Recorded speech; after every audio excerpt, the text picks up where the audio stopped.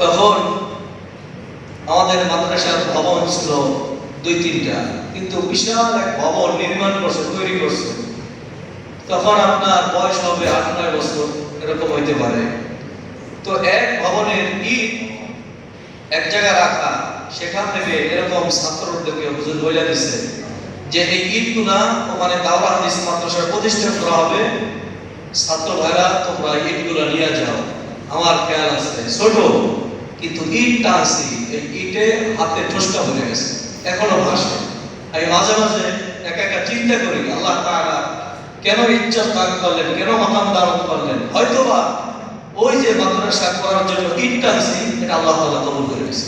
সুবহানাল্লাহ। নিজের মনে হয় একা একা ইটটা আছে, আপনার বাথরুম প্রস্রাবখানা এগুলো পরিষ্কার করেছে। এটা কয় মানুষ এটা নিজামই থাকে, কিন্তু আমার সব থেকে মনে পড়ে ওই যে ইট টানার কারণে হয়তো আল্লাহ তাআলা ইজ্জত দান করছে।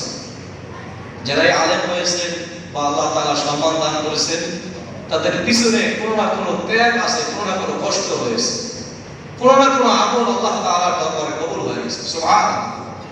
এমনিতেই মনে করেন আপনি হজ করতে পারবেন না, এমনি আপনাকে আল্লাহ তাআলা বাইতুল্লাহ বারবার নেবে না, আপনার কোনো না কোনো আমল আল্লাহ তাআলার দরবারে কবুল হয়ে গেছে, এর ভিতরে কোনো ভুল